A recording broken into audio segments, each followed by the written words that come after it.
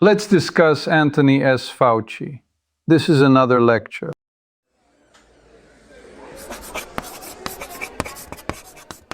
Let's begin with the foundations.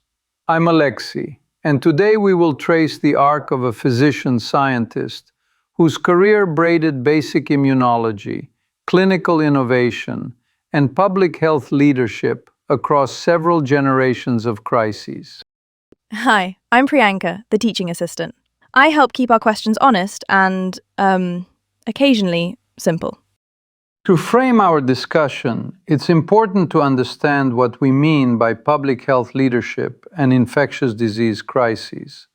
Anthony Stephen Fauci is an American physician-scientist and immunologist who, over more than 5 decades at the National Institutes of Health, advised every U.S. president since Ronald Reagan, and became central to responses to HIV and AIDS, SARS, H1N1, Ebola, and COVID-19.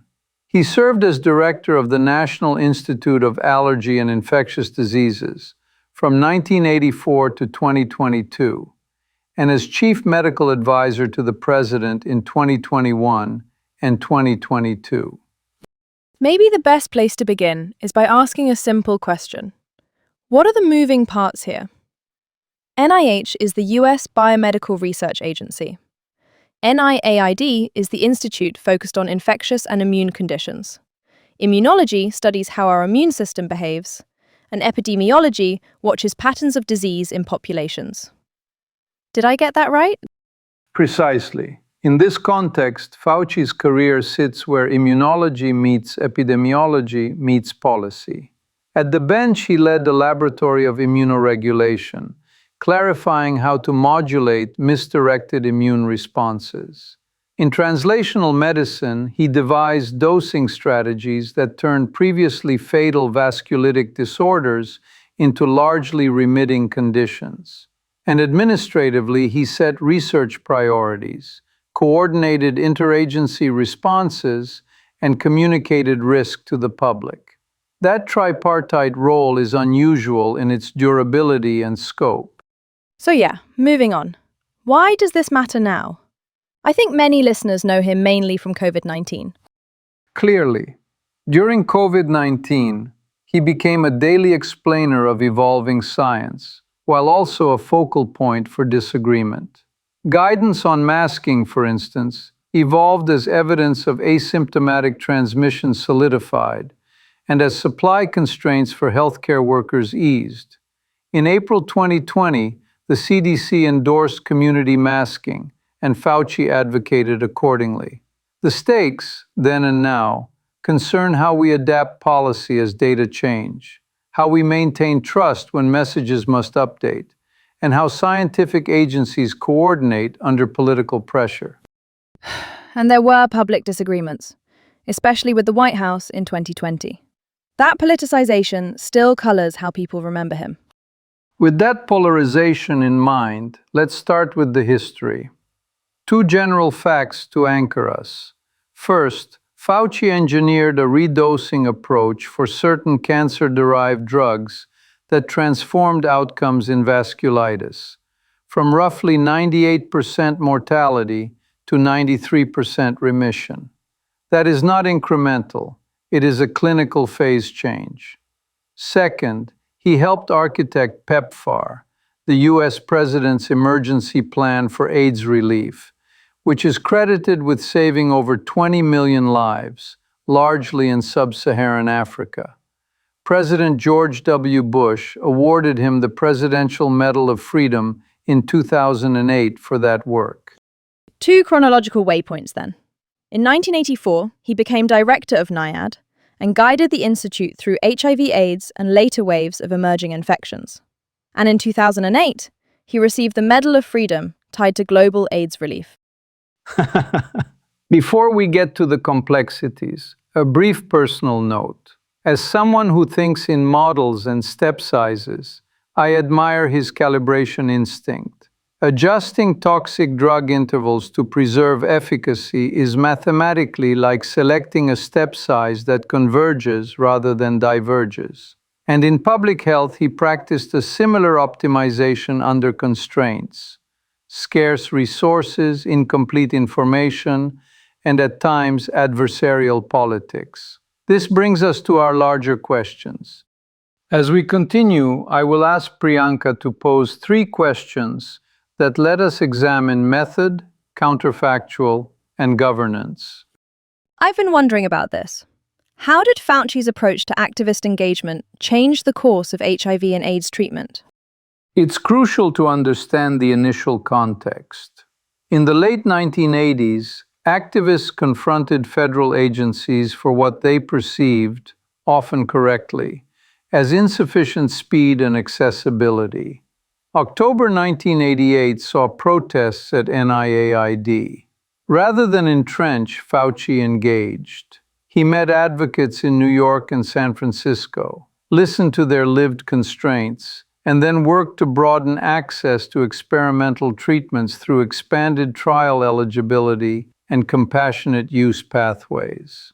The rhetoric shifted from adversaries to interlocutors. Larry Kramer, once a fierce critic, later called him the only true and great hero among government officials during the crisis. That pivot illustrates how incorporating community expertise can correct blind spots in protocol design without abandoning rigor. What were the key outcomes of this collaboration, beyond tone? Several concrete outcomes followed. Trial designs widened inclusion criteria to better reflect real patients. Parallel track and compassionate use mechanisms expanded, allowing access to promising agents while randomized data matured. And institutionally, federal research norms began to accommodate community advisory input as a standard feature. We observe a broader lesson. Adversarial engagement, when metabolized into co-production, accelerates both scientific relevance and ethical legitimacy. That template reappeared in later emergencies, where rapid access and equity were contested simultaneously. Can we maybe now look at a counterfactual? What if Fauci had accepted the NIH director position when it was offered? Theoretically, centralizing his authority at the NIH level would have altered both preparedness and messaging. As NIH director, he would have commanded a broader portfolio and a larger public microphone earlier in his career.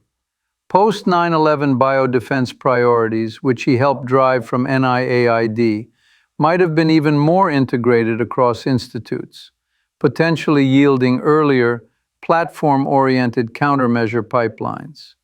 During outbreaks, a single voice at the apex could have standardized risk communication sooner across agencies. However, the trade-off is salient. By declining, he remained close to active research and operational response, sustaining that hybrid scientist-administrator identity that arguably underpinned his agility. How might this have affected public perception before COVID-19? We can infer two plausible effects. First, increased visibility. The Washington Post later observed he was mostly unknown to the general public before 2020, despite being among the most cited scientists from 1983 to 2002. As NIH director, that invisibility would likely have diminished. Second, politicization risk. Occupying a cabinet-adjacent role might have drawn him into partisan crosswinds earlier, potentially complicating bipartisan relationships that proved valuable for initiatives like PEPFAR. In simpler terms, more spotlight earlier, but also more heat. To shift gears a bit, the present-day unanswered question that keeps returning is the debate over gain-of-function research. What are the implications of that debate? Fundamentally, the dispute turns on definitions and governance. Gain of function strictly is any experiment that increases a pathogen's ability to cause disease or spread. Policy debates, however, focus on work that could enhance pandemic potential. Fauci stated in May 2021 that the NIH did not support gain-of-function research at the Wuhan Institute of Virology. FOIA-released emails intensified public scrutiny, but disagreement has often hinged on how terms are operationalized within funding and oversight frameworks. The implications are twofold. First, for policy, ambiguous definitions can misclassify risk or conversely stifle benign innovation. Second, for public trust, opacity fuels suspicion, which can spill over into how all high-risk biology is perceived and funded. What does this mean for future research oversight? It is worth noting several actionable steps.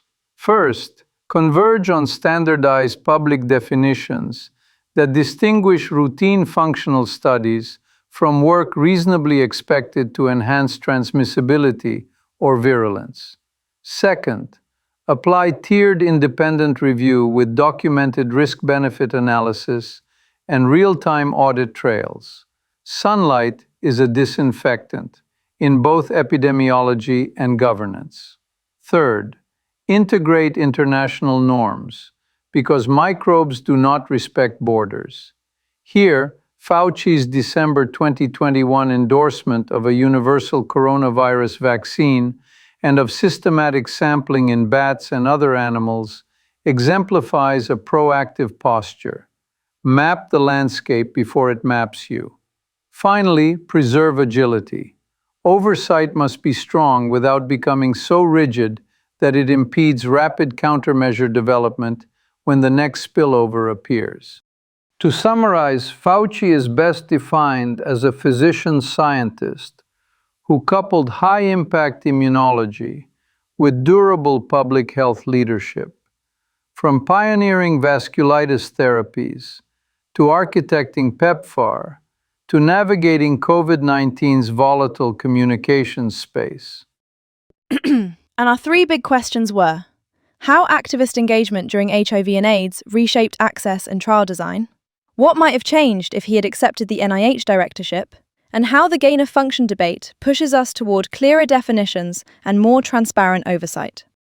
For further study, explore the history and mechanics of PEPFAR. It is a rare case where moral argument, bipartisan policy, and measurable outcomes align at scale. In conclusion, thank you for listening, and as always, interrogate the assumptions. The evidence will reward you. That was helpful to think through, actually. Thank you, and goodbye.